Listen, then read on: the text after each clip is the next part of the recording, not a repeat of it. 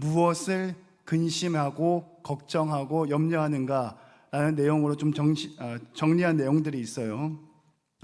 40%가 근심과 걱정의 40%가 무엇이었냐면 미래에 무슨 일이 있을지에 대한 염려, 걱정. 그러니까 아직 일어나지 않은 일에 대한 근심, 걱정. 나의 꿈과 비전이 이루어질까? 또 시험을 준비하는 친구들도 있잖아요. 잘 될까? 진학, 취업, 뭐 투자, 결혼. 아직 일어나지 않은 일에 대한 근심과 걱정과 염려가 한 30% 정도 차지한다고 합니다. 그리고 30%는 앞에는 40%, 이제 30%는 이미 지나간 과거에 대한 걱정이라고 해요. 그때 내가 이 남자를 만나지 말았어야 했는데 라는 걱정, 근심.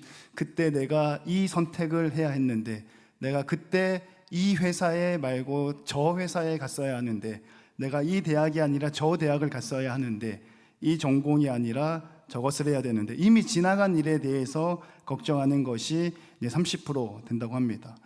그리고 이제 12% 정도는 무엇을 걱정하냐면, 아무 일도 일어나지 않았는데 먼저 상상하고 먼저 가정에서 걱정한다라는 거예요. 뭔가 시험을 앞두고 있으면 아직 시험도 보지도 않았는데 안 될 거야, 큰일 날 거야, 망칠 거야, 나는 못해 라고 고민한다라는 거죠.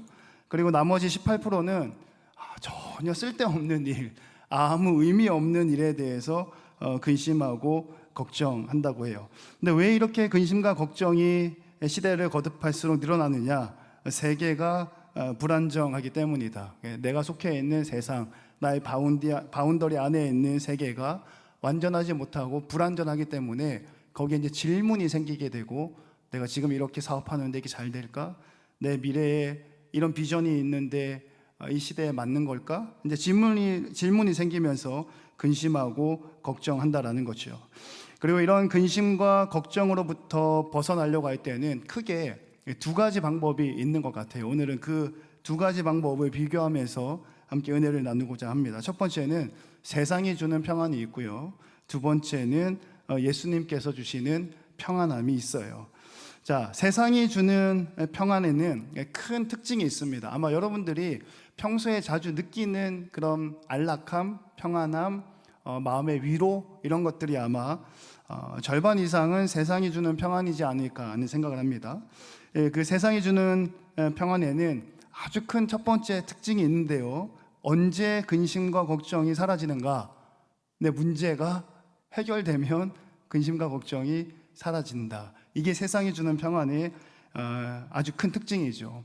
목사님 친구가 별로 많지가 않은데요. 그 목사님하고 취미생활 같이 하시는 선배님이 계셔요. 사진도 같이 찍고 음악도 같이 듣는 선배님이 계신데, 며칠 전에 저희 둘째 딸아이가 입원을 했잖아요. 예술이가.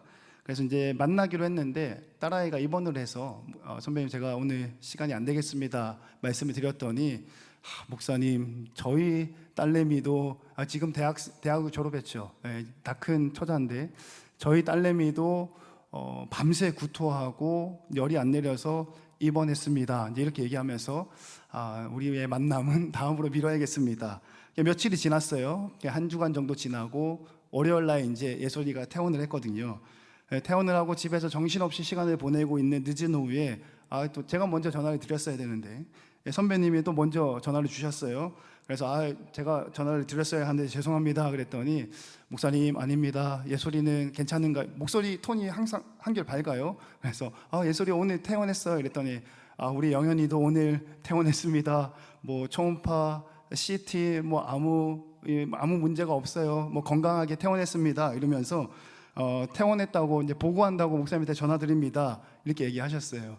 그리고 그 다음에 한마디를 딱 하시는데 이게 참 제 마음에 좀 남았습니다. 교회를 안 다니시는 분이시고 양가 부모님이 아마 천주교 신자로 제가 알고 있는데, 제가 같이 교회 좀 갑시다 그러면 부모님이 살아계시는 동안은 어렵지 않겠습니까 목사님? 가도 성당을 가야겠죠. 이제 이렇게 이야기하시는 분이셨어요. 마지막에 뭐라고 얘기하시냐면, 목사님 저희 딸이 퇴원을 하니까 마음이 한결 평안합니다 이렇게 얘기해요. 그리고 뭐라고 얘기하냐면, 이제 평안한 마음으로 음감을 시작하겠습니다. 음악을 듣겠습니다. 선배님 무슨 곡 들으시려고요? 그랬더니 말로의 두 번째 교향곡 부활이라는 곡이 있거든요. 딱 적절한 음악인 것 같아요. 뭐라 얘기하셨냐면 딸이 퇴원을 하고 나니까 마음이 평안하다라는 거예요. 그래서 그 전까지는 딸이 병원에 있을 때는 음악을 들어도 귀에 안 들어오고 그 피아노 소리도 경쾌하지 못하던데, 근데 딸이 퇴원하고 얼굴을 보니까 마음이 평안해져서 음악을 들어도 막 마음이 녹는다라는 거죠. 세상이 주는 평안함의 가장 큰 특징이 여기에 있어요. 뭔가 문제가 해결될 때 우리는 평안함을 느낍니다. 시험의 문제, 관계의 문제 있잖아요. 친구들하고 또 부모님하고 또 여러 가지 얽히고 설킨 문제들, 이거 해결되지 않으면 불편할걸요, 여러분. 같이 있으면 불편하고 멀리서 바라봐도 불편하고 불편하지 않나요? 근데 이게 극적인 드라마로 인해서 해결이 되고 나면 마음이 편안하죠. 우리 직장 생활 하시는 분들 월급이 제때 돈이 안 들어오면 마음이 불편하잖아요, 그죠? 그러진 않겠지만 요즘 같은 시절에. 근데 제때 월급이 딱 들어오면 마음이 평안하잖아요, 그죠? 장사하시는 분들도 계시죠? 어제 한 달 매출이 1억이었는데 이번 달 매출이 2억이면 마음이 편안하잖아요, 그죠? 지난달에 1억을 찍었는데 이번 달에 7천만 원 찍으면 7천만 원도 근데 굉장한 거잖아요. 근데 마음이 막 불편해지거든요. 세상이 주는 평안함의 가장 첫 번째 특징이 뭐냐? 문제가 해결이 돼야 마음의 평안함을 느낀다라는 거예요. 그리고 같은 맥락으로 세상이 주는 평안함의 두 번째 특징이 있는데요. 돈이 많을 때 마음의 평안함이 찾아온다 하더라고요. 어떤 TV 프로그램에 그런 이야기 하더라고요. 친구에 대해서 이야기하다가 앞에다 세워놓고 당신은 돈 많은 친구가 좋아요, 정 많은 친구가 좋아요, 이렇게 막 짓궂은 이렇게 질문이죠. 근데 이 친구 대답이 아주 우문현답이었어요. 뭐라고 대답했는지 아세요? 여러분 한번 물어보시오. 돈 많은 친구가 좋아요, 정 많은 친구가 좋아요? 뭐라고 대답하냐면 돈이 많은 친구가 정도 많더라고요. 멋진 대답을 하더라고요. 빵 터졌죠. 두 번째 특징은 뭐냐? 돈 많으면 마음이 평안하다라는 거예요. 여러분들도 많이 느끼지 않나요?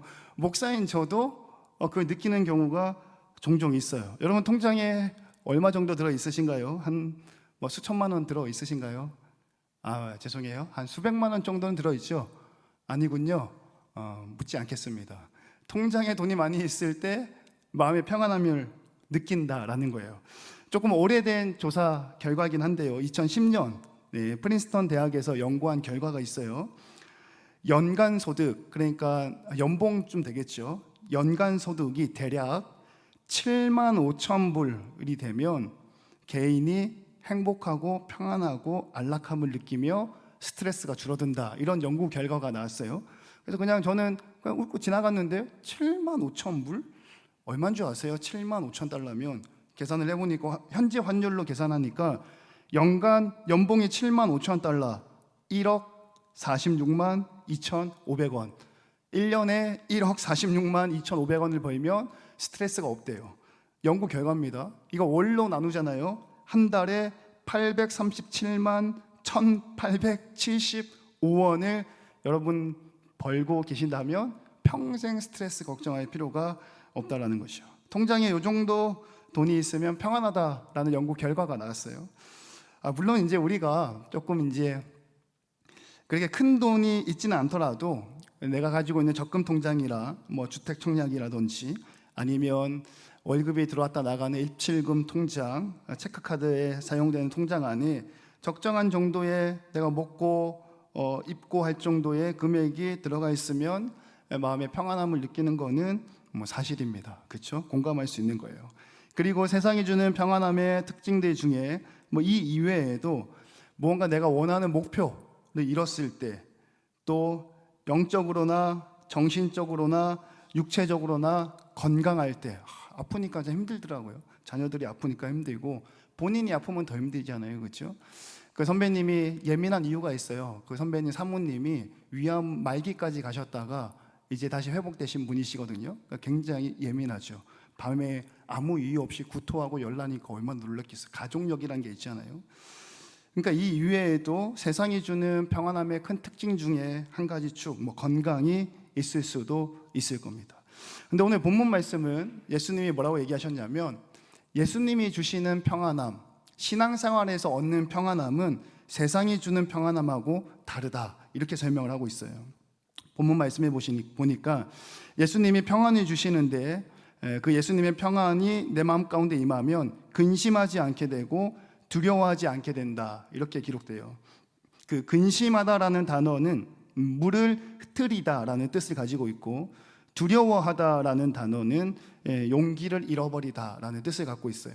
그러니까 예수님의 평안함이 내 마음 가운데 임하게 되면 물이 흐트러지는 듯한 마음의 요동함이 없어진다는 거죠. 일희일비하지 않는다라는 거예요. 또 예수님이 평안이 내 마음 가운데 임하게 되면 용기를 낼 수 있다, 이런 뜻이겠죠. 그래서 오늘 본문 말씀에서는 예수님께서 뭐라고 얘기하셨냐면 평안을 너희에게 끼치노니, 이렇게 기록돼요. 여러분, 평안을 너희에게 끼치노니 이렇게 됐어요. 이 한글말로 읽어도 좀 이상하지 않나요? 그리고 그 다음에 내가 주는 평안은 세상이 주는 평안하고 다르다.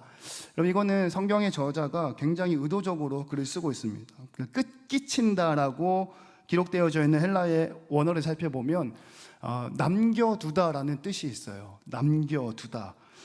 오늘 본문 말씀의 대략적인 배경을 설명하자면, 이제 예수님 마지막 만찬, 여러분 잘 아시죠? 그 마지막 만찬의 그 그림도 유명하잖아요.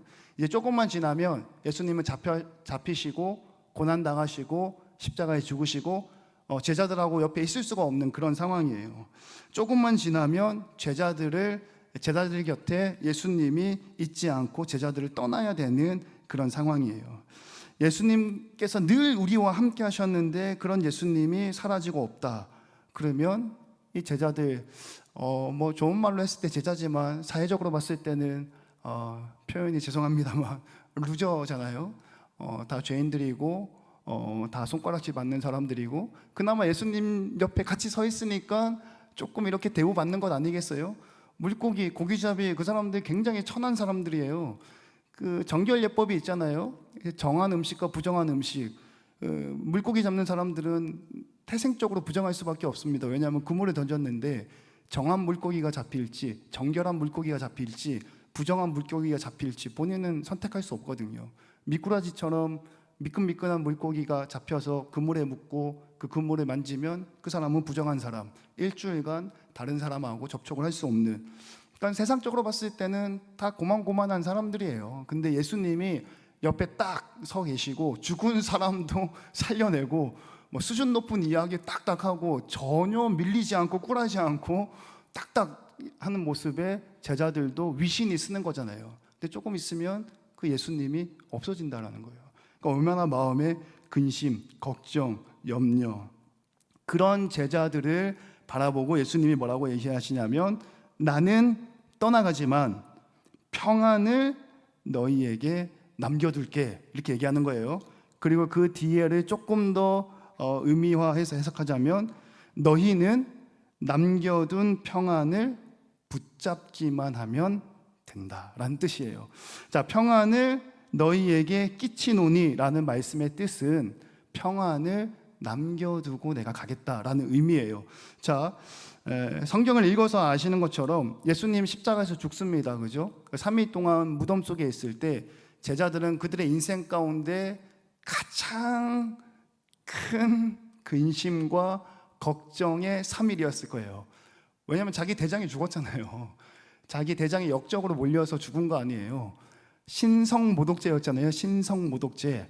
유대인의 왕, 하나님이 사람이 됐다라는 이 신성모독죄로 자신들이 섬기고 따랐던 예수님이 십자가에서 처참하게 죽었거든요. 그러면 우리 영화에서 봐서 알죠? 이 리더가 바뀌면 그 다음 무슨 일이 일어나죠? 그쪽에 있는 사람들 다 숙청하잖아요. 한 사람들 다 잡아다니다. 뭐 삼족을 멸한다 그러죠. 예수님 십자가에서 죽으시고 무덤 속에 갇혀있던 3일의 시간이 제자들에게서는 그들의 인생 가운데 가장 근심, 걱정, 염려, 스트레스가 극에 달한 시간이었어요. 그래서 얼마나 무서웠냐면 제자들이 한 곳에 모여서 문을 잠그고 숨어 있었다 그러잖아요. 성경 말씀에. 이것도 잘 살펴보면 사람의 심리가 그런 거예요. 왜 따로따로 집에 안 가 있었? 저는 그렇게 생각했거든요.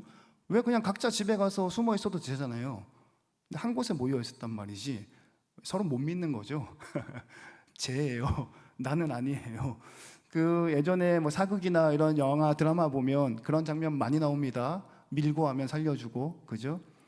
못 믿는 거예요. 사태가 완전히 역전이 되고 우리가 생각하는 것 이상으로 심각한 거죠. 한 곳에 모여 있고 문을 잠그고 유대인들이 무서워서 두려워서 숨어 있었다. 자신들의 대장이 십자가에서 끔찍하게 죽었으니 우리도 잡히면 십자가에서 끔찍하게 죽겠구나 라는 상황이에요. 그리고 그 제자들을 향해서 예수님이 오늘 뭐라고 얘기하시냐면, 나는 떠나가지만 평안을 남겨두고 가겠다, 이렇게 얘기해요. 여러분, 이제 차이점이 느껴지시나요? 세상이 주는 평안과 예수님이 주시는 평안의 극적인 차이점이 여기 있어요. 남겨둔다라는 것의 의미는 지속성이에요. 항상 있는 거예요. 그거를 내가 붙잡으면 평안한 거고 내가 붙잡지 않으면 마음이 불안한 겁니다.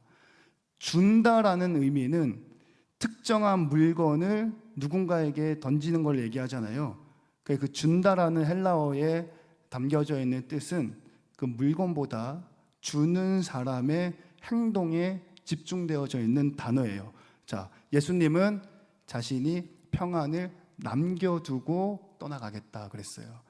근데 세상은 그 평안을 준다라고 이야기했어요. 차이점이 뭐냐면 남겨두는 거는 계속 있는 거예요. 지속성이에요. 주는 건 뭔지 아세요? 줄 수도 있고 안 줄 수도 있는 거예요. 이따가 커피를 제가 사줄 수도 있고 안 사줄 수도 있고, 제가 생일날 되도록이면 다 쿠폰을 보냅니다. 혹시나 못 받은 친구 있으면 저한테 얘기하세요. 제가 정말 정신이 없고 바빠서 그 다음날 보내는 경우도 있어요. 그리고 항상 커피 한 잔하고 케이크도 하나 같이 보내거든요. 혹시 제가 커피만 보냈으면 연락을 해주세요. 준다라는 말의 뜻은 뭐냐면 줄 수도 있고요, 안 줄 수도 있다라는 얘기예요. 세상이 주는 평안함은 줄 수도 있고요, 안 줄 수도 있다는 거예요. 자, 문제가 해결돼서 퇴원했어요. 세상이 우리에게 평안함을 던져줬잖아요. 그러면 그 평안함 가운데 평안하잖아요. 근데 또 금세 근심과 걱정이 찾아옵니다. 왜죠? 언제 또 이 다 큰 딸내미가 밤에 구토하고 열이 날지 모른다라는 거예요. 왜냐하면 엄마가 그러니까. 우리 둘째 아이가 퇴원을 했어요. 세상이 던져줬잖아요. 근데 또 근심과 걱정이 몰려와요. 이제 기침만 하면 막 조마조마하고 민감하는 거죠. 또 입원하면 어떠지? 돈이 많아도요, 더 많은 사람이 있고요, 만족하지 못하는 사람들 우리가 많이 봅니다. 목표를 이루어도 세상은 나에게 평안을 안 줄 수도 있어요. 건강해도 세상은 나에게 평안을 안 줄 수도 있다라는 거예요. 그런데 예수님께서는 세상이 주는 평안과 내가 주는 평안의 차이점이 있어 혹시 깨달았니? 세상은 너희들에게 평안을 줄 수도 있고 안 줄 수도 있어. 근데 나는 평안을 남겨두고 갈 거야. 너희들은 붙잡기만 하면 돼. 손을 내밀어서 잡기만 하면 돼. 입을 열어서 예수님의 이름을 부르기만 하면 돼. 하나님의 임재가 있는 자리에 와서 예배 드리기만 하면 되는 거야. 문제가 발생해서 입원을 했나요? 환자를 생각하지 말고 예수님 생각하면 좋겠어요. 여러분, 통장에 돈을 보고 위로받지 말고 그 경제력을 허락하신 예수님을 생각하면 좋겠어요.